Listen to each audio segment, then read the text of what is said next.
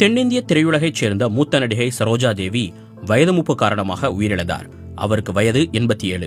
கர்நாடகாவை பூர்வீகமாக கொண்ட சரோஜா தேவி தமிழ், கன்னடம், தெலுங்கு உள்ளிட்ட பல்வேறு மொழிகளில் 200க்கும் அதிகமான திரைப்படங்களில் நடித்துள்ளார். தமிழில் எம்ஜிஆர், சிவாஜி கணேசன் என இரு பெரும் நட்சத்திரங்களுக்கு ஜோடியாக சரோஜா தேவி நடித்த படங்கள் ரசிகர்களை பெரிதும் கவர்ந்தவை. 1938 ஜனவரி 7 கர்நாடகாவில் பிறந்த சரோஜா தேவியின் இயற்பெயர் ராதா தேவி கவுடா.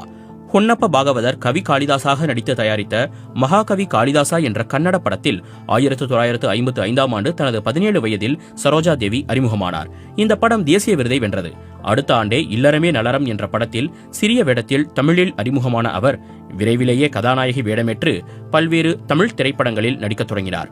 எம்ஜிஆருடன் நாடோடி மன்னன் படத்தில் முதல் முறையாக இணைந்து நடித்த சரோஜா தேவி பின்னர் எங்கள் வீட்டு பிள்ளை, அன்பேவா உட்பட 20க்கும் மேற்பட்ட படங்களில் அவருக்கு ஜோடியாக நடித்திருக்கிறார். இதேபோல பாகப்பிரிவினை, புதிய பறவை என சிவாஜி கணேசனுடனும் பல படங்களில் சரோஜா தேவி நடித்திருக்கிறார். அடுத்த தலைமுறை நடிகர்களான விஜயகாந்த், விஜய், சூர்யா ஆகியோரின் படங்களிலும் சரோஜா தேவி நடித்துள்ளார்.